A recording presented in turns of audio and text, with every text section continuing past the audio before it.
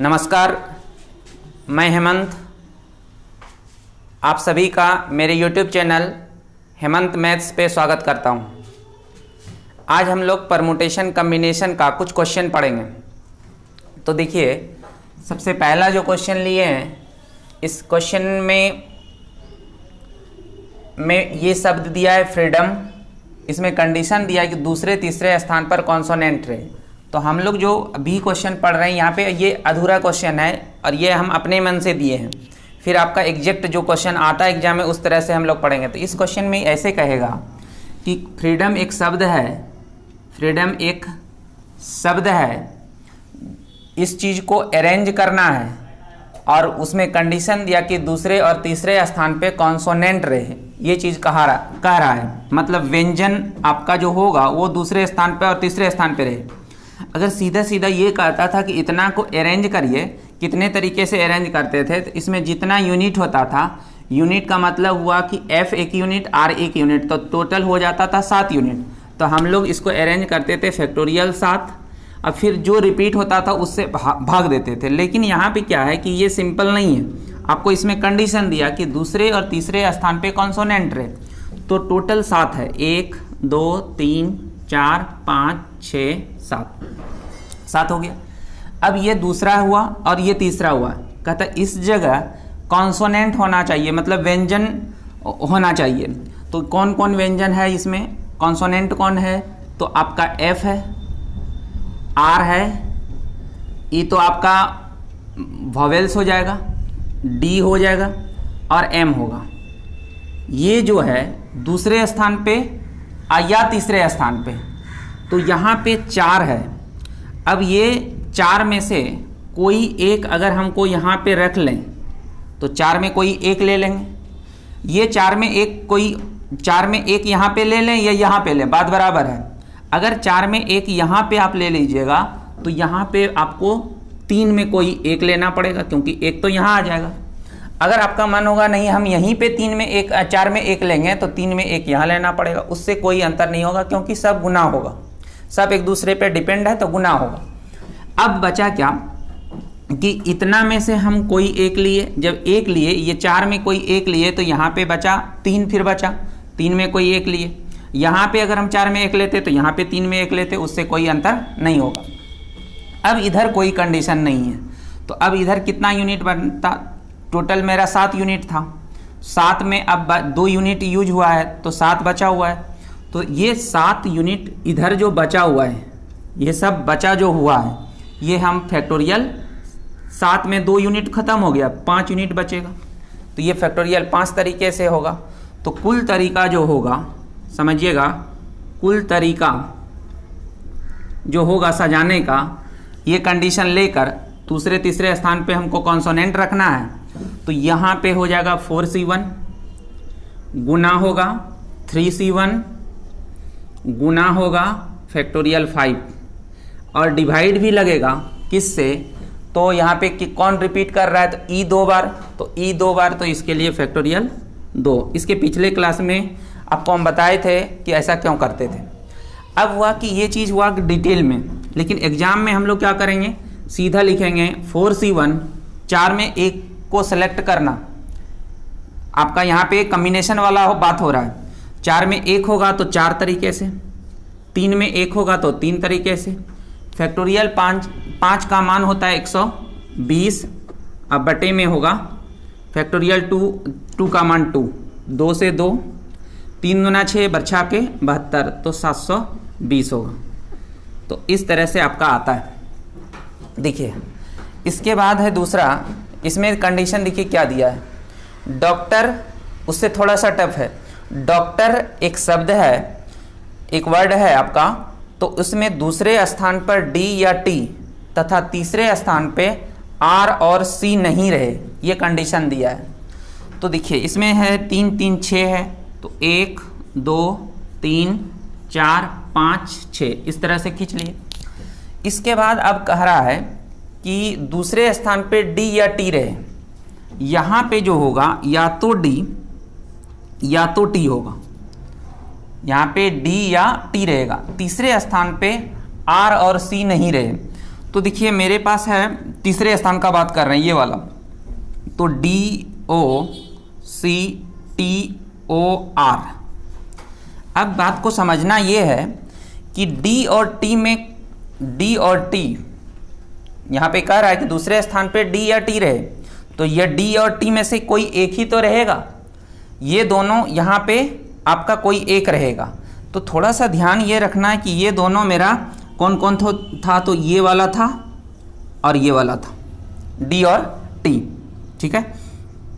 अब एक कंडीशन देखिए क्या दिया है, तीसरे स्थान पे R और C नहीं रहे, तो R को काट दीजिए, यहाँ नहीं रहेगा, और C भी काट दीजिए, नहीं रहेगा, R और C आपका नहीं रहेगा।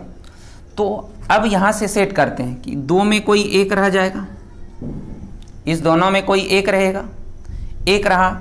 अब आपके पास C और R यहाँ नहीं रहेगा, अगर C और R नहीं रहा तो बचा कितना, तो टोटल 6 है, 6 में 4 तो ये क्लियर कर रहा है कि नहीं रहेगा, तो 6 में 2 चला गया, टोटल यहाँ 6 है, 6 में आपका 2 तो कह दिया कि नहीं होगा, 1 2 3 4 बचा, लेकिन 4 में 1 तो यहाँ रहेगा, तो बचेगा कितना 3, तो 3 में कोई एक रहेगा।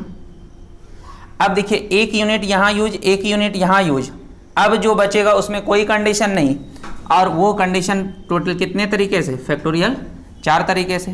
तो कुल तरीका जो होगा वो होगा, पहले ये लिख लेंगे 2C1 गुना 3C1, उसके बाद फैक्टोरियल 4। अब इसमें रिपीट हो रहा है, ओ 2 बार रिपीट हो रहा है, ओ आपका 2 बार रिपीट हो रहा है, तो इसको फैक्टोरियल 2 से हम भाग दे देंगे, फैक्टोरियल 2 से भाग दे देंगे। अब यहाँ पे इसका वैल्यू अगर हम लिखें, इसका हम अगर वैल्यू लिखें, ये चीज़ को हम यहाँ पे लिखते हैं, इसका कैलकुलेशन यहाँ लिखते हैं, तो देखिएगा ये चीज़ को अगर हम लिखेंगे तो हो जाएगा 2 और ये 3, फैक्टोरियल 4 का मान 24, अब बटे में 2 होगा, 2 से 2 कटेगा, 24 दिया 72, तो 72 आपका टोटल हो जाएगा। तो इसका आंसर होगा 72। तो इस जगह मैंने ये समझना कि 2C1 क्यों लिखे, फिर यहाँ 3C1 क्यों लिखे, अब फैक्टोरियल 4 क्यों लिखे। 2C1 इसलिए लिखे कि ये कह रहा है कि दूसरे स्थान पे या तो D या तो T, दो में से कोई एक रहेगा, अगर एक यहाँ रहा तो और बचा हुआ फिर दूसरा जो बचेगा तो वो दूसरे जगह जाएगा।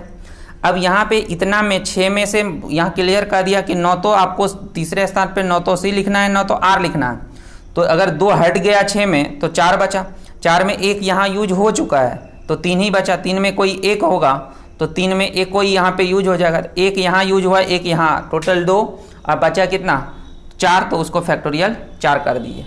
फिर इसको सॉल्व, ये फैक्टोरियल 2 से क्यों भाग दिए, क्योंकि यहाँ पे O 2 बार था, यहाँ पे O आप इस तरह से अगर समझने के लिए लिखेंगे तो ये O के लिए है, और यहाँ पे भी देखिए फैक्टोरियल 2 है, तो यहाँ फैक्टोरियल 2 क्यों है, तो यहाँ पे E आपका 2 बार है, तो इसमें समझने के लिए आप इस तरह से लिख दीजिए कि ये E के लिए है। यहाँ पे फैक्टोरियल 2 क्यों किए, तो ये E के लिए, क्योंकि E 2 बार आया, 3 बार आता तो फैक्टोरियल 3 करते, यहाँ भी O 2 बार आता तो फैक्टोरियल 2, और कोई दूसरा भी अगर रिपीट करता तो उसके लिए भी करते, भाग देते थे। देखिए अगला क्वेश्चन ये है कि एक हॉस्टल में 4 कमरा खाली है और इनके लिए 7 आवेदक, मतलब 7 आदमी रहने के लिए आवेदन दिया है, तो 7 आवेदक है,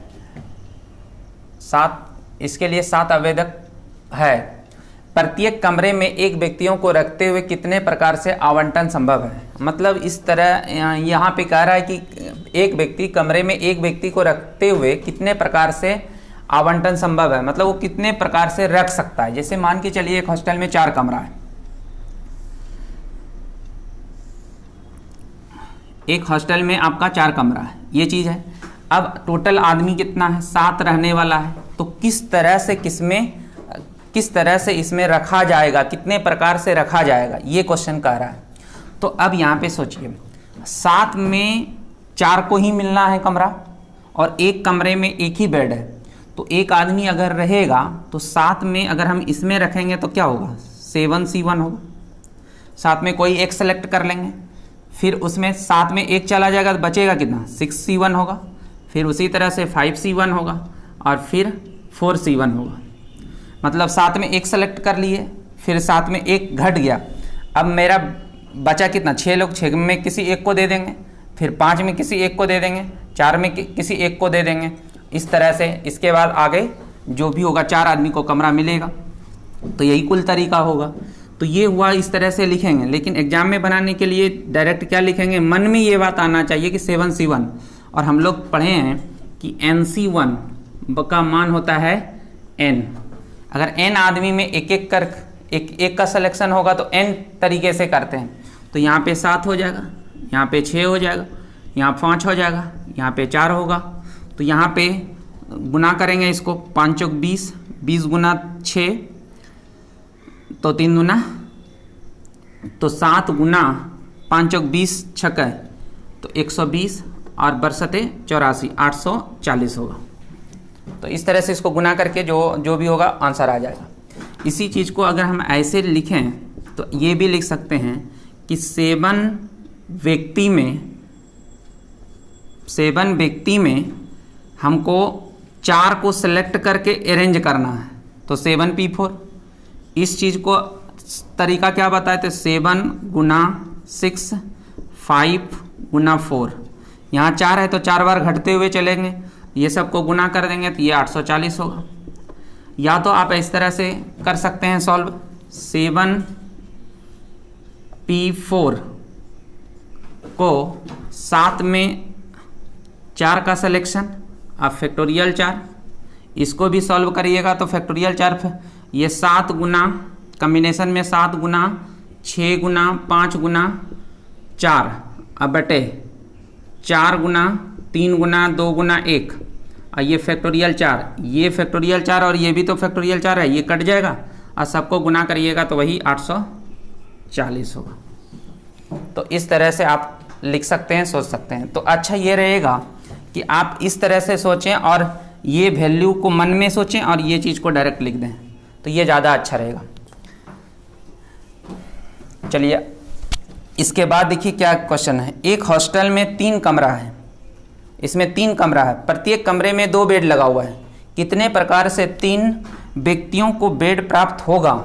यहाँ पे 3 व्यक्ति को बेड प्राप्त होगा, किसी भी कमरे में 2 व्यक्ति ना रहे। तो ये थोड़ा सा अलग क्वेश्चन है, समझिएगा, ये अच्छा क्वेश्चन।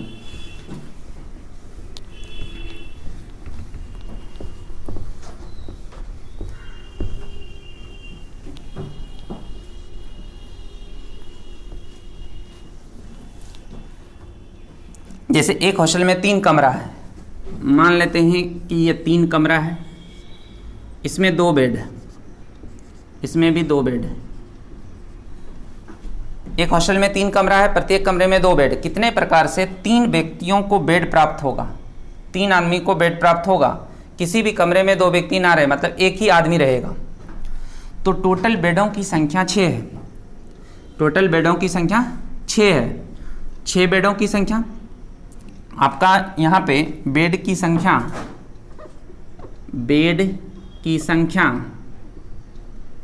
टोटल 6 है, और आदमी कितना है, व्यक्ति की संख्या मेन कितना है, तो ये 3 मेन है, 3 आदमी को रहना है। तो 6 में कोई 3 को सिलेक्ट करना है, 6 बेड में कोई 3 सेलेक्ट करेगा क्योंकि 3 ही व्यक्ति है रहने के लिए। तो अब यहाँ पे देखिए पहले व्यक्ति का हम बात करें तो उसके लिए क्या है कि पहले व्यक्ति के लिए बात करें तो पहला व्यक्ति अगर पहले जो सबसे पहले आएगा उसके लिए कितना बेड है, 6 बेड है। तो 6 में कोई एक सेलेक्ट कर लेगा, वो पहला व्यक्ति अगर आएगा वो व्यक्ति के लिए 6 बेड है, कोई एक बेड चूज कर लेगा। तो 6 में कोई एक सेलेक्ट कर लिया। अब दूसरा जो व्यक्ति है, अब दूसरे व्यक्ति के लिए यहाँ पे 5 बेड नहीं है, अब उसके लिए 4 बेड है। क्यों? क्योंकि अगर पहले में इसमें अगर रह गया होगा तो इस पे नहीं आ सकता है दूसरा व्यक्ति। अगर पहले पे आ गया तो दूसरे पे नहीं, अगर इसमें आ गया होगा तो इस पे नहीं, अगर इसमें आ गया होगा तो इसमें नहीं।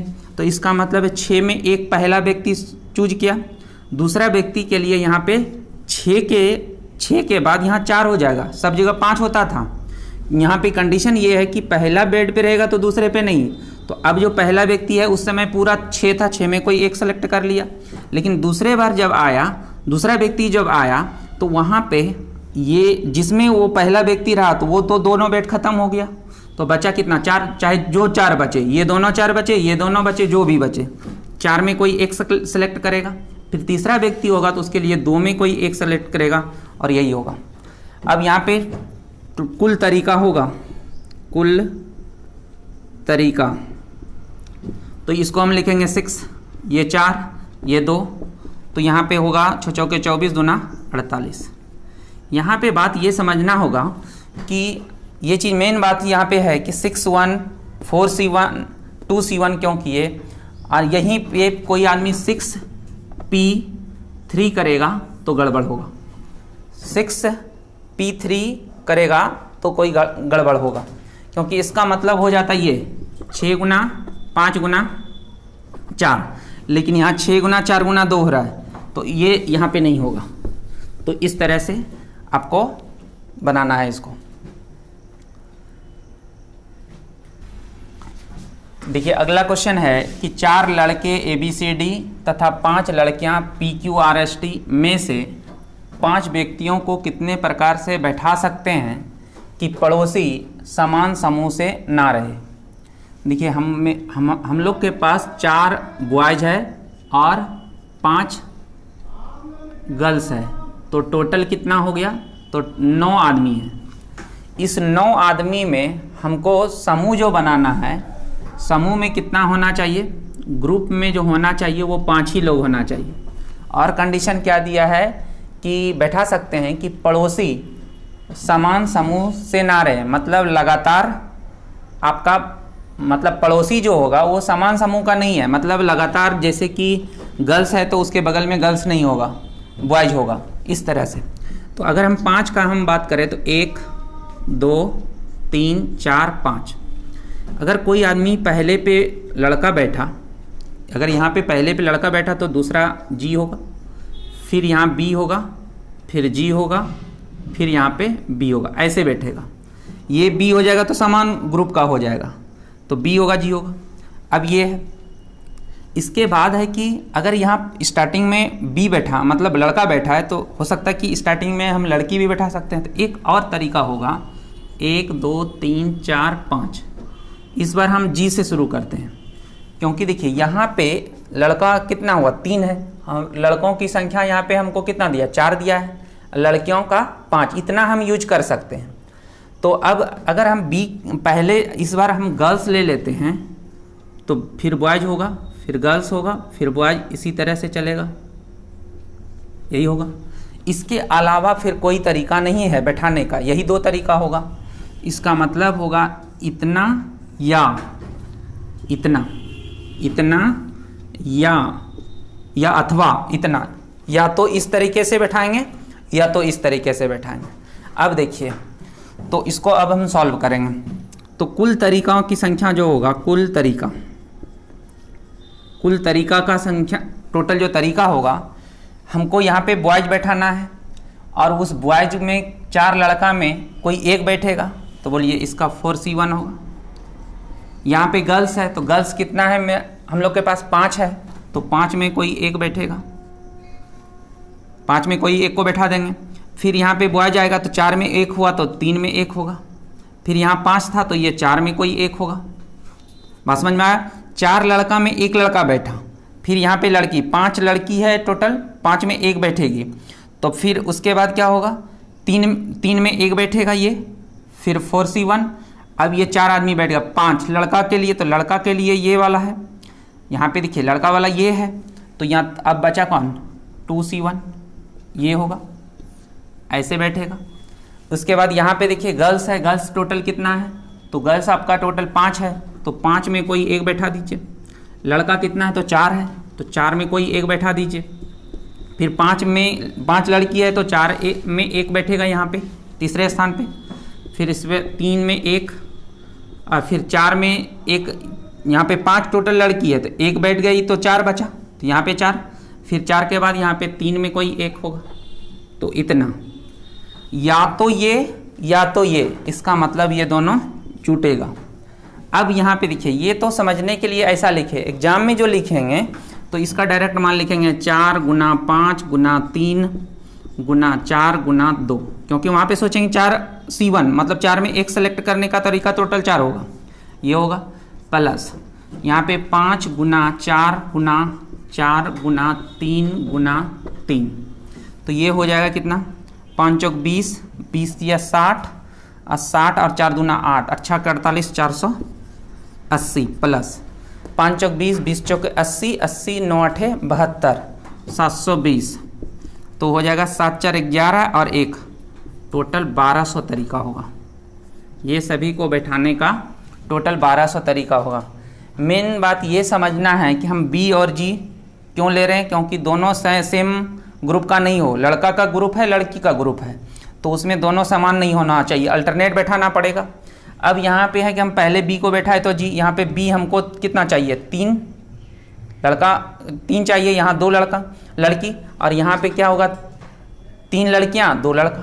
तो इस तरह से हम 2 तरीके से बना सकते हैं, बोलिएगा या तो ऐसे या तो ये, या लग गया मतलब इंडिपेंडेंट है, इंडिपेंडेंट में या जहाँ शब्द आए तो वहाँ पे हम लोग जोड़ते थे, इसीलिए यहाँ पे प्लस किए हैं। बात समझ में आ गया होगा। तो ये अच्छा क्वेश्चन था, ध्यान रखिएगा। इसके बाद देखिए आगे आसान आसान क्वेश्चन।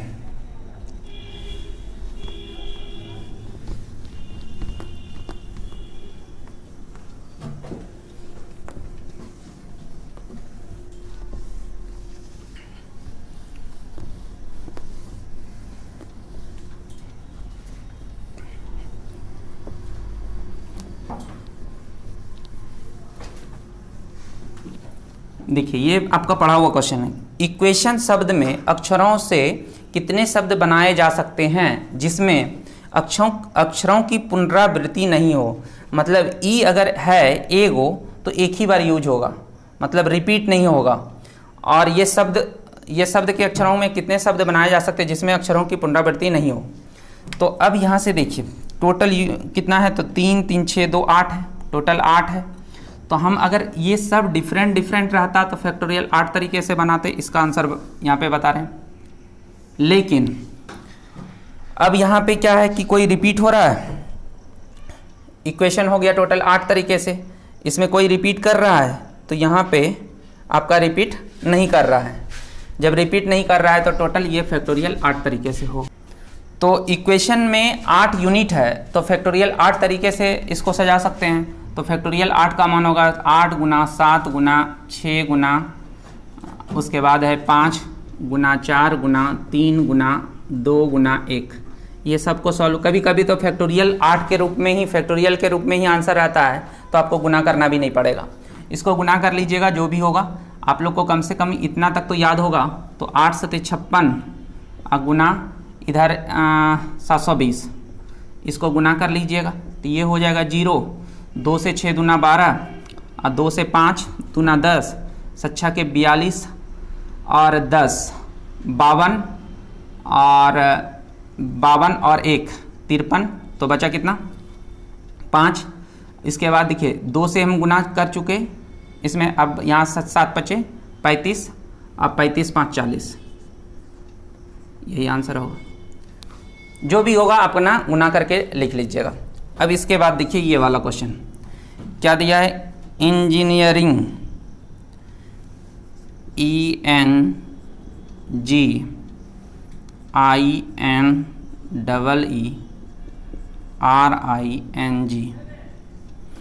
इंजीनियरिंग शब्द के अक्षरों में से कितने शब्द बनाए जा सकते हैं, इस सभी से कितना शब्द बनाए जा सकते हैं। तो मतलब कुल कितने तरीके से इसको अरेंज किया जाएगा। तो कुल तरीका देखिए, कुल तरीका क्या होगा, तो यहाँ पे 3 3 6 3 9 2 11, तो फैक्टोरियल 11 तरीका होगा, फैक्टोरियल 11 तरीका होगा। अब रिपीट क्या कर रहा है, तो ई 1 बार 2 बार 3 बार, तो फैक्टोरियल 3 से भाग लगेगा। एन आपका कितना बार, तो 1 बार 2 बार 3 बार, तो फैक्टोरियल 3 से भाग लगेगा। एन के लिए हो गया, एन का हो गया। उसके बाद आपका जी 2 गो है तो फैक्टोरियल 2 तरीके से भाग लगेगा, फैक्टोरियल 2। आई भी आपका 2 बार, तो फैक्टोरियल 2 से फिर भाग लगेगा। उसके बाद एन के लिए तो हो चुका है। यहाँ पे देखिए ई रिपीट कर रहा है, एन रिपीट कर रहा है, जी भी रिपीट कर रहा है। जी हो गया, आई भी है। देखिए यहाँ पे जो हम लिखे हैं ये जो 3 है ई के लिए, फिर जो ये 3 आया ये एन के लिए, फिर जो ये 2 आया जी के लिए, फिर जो ये फैक्टोरियल 2 आया ये आई के लिए, आई के लिए। उसके बाद ई हो गया, एन हो गया, जी हो गया, आई हो गया। उसके बाद यहाँ पे क्या है, आर है, तो आर एक ही बार है तो भाग नहीं लगेगा, तो हम इसी को सॉल्व कर लेंगे। फैक्टोरियल 11 बटे में ये सब कटेगा, जो कटेगा वही आपका फिर आंसर आ जाएगा। तो कभी कभी इस तरह से भी आपका क्वेश्चन आता है।